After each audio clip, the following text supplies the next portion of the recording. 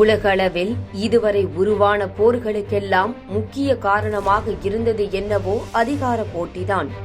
இந்த அதிகார போட்டியில் இருதரப்பு மோதிக்கொள்ளும் சம்பவத்தில் அதிகம் பாதிக்கப்படுவதும் கொல்லப்படுவதும் என்னவோ அப்பாவி மக்கள்தான். இதற்கு சான்றாக பல உதாரணங்களை குறிப்பிட முடியும். அப்படி இருதரப்புக்கும் இடையே நடைபெற்ற ஒரு அதிகார போட்டியில் பல அப்பாவி மக்கள் உயிரை விட்டுள்ளனர். இந்த கோர சம்பவம் அரங்கேறியது சூடானில்தான். ஆப்பிரிக்காவில் அமைந்துள்ள ஒரு குட்டி நாடுதான் சூடான்.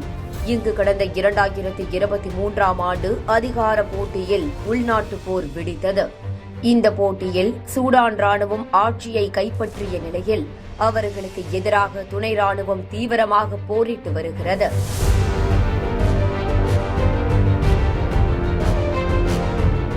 இரு தரப்பினருக்கும் இடையே நடைபெற்ற இந்த போரில் 28,000 பேர் கொல்லப்பட்டதாக கூறப்படுகிறது.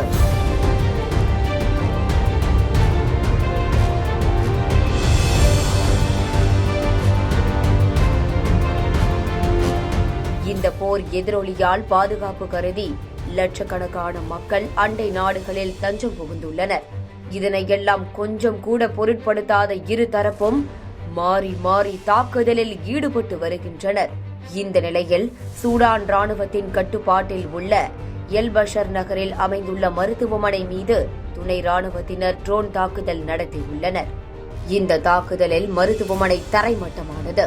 அங்கிருந்த நோயாளிகள் பலரும் பாதி சிகிச்சையுடன் அலறியடித்துக் கொண்டு ஓட்டம் பிடித்தனர். கட்டட இடிபாடுகளில் சிக்கி 70 பேர் பரிதாபமாக உயிரிழந்தனர். 17க்கும் மேற்பட்டோர் படுகாயமடைந்துள்ளனர். இரு தரப்புக்குமான மோதலில் பல அப்பாவி மக்கள் பலியான சம்பவத்திற்கு சர்வதேச அளவில் கண்டனங்கள் வலுத்து வருகின்றன. குறிப்பாக மருத்துவமனை மீது தாக்குதல் நடத்தப்பட்ட சம்பவம் ஒரு போர் குற்றமாகும் என உலக சுகாதார நிறுவனம் கண்டனம் தெரிவித்துள்ளது.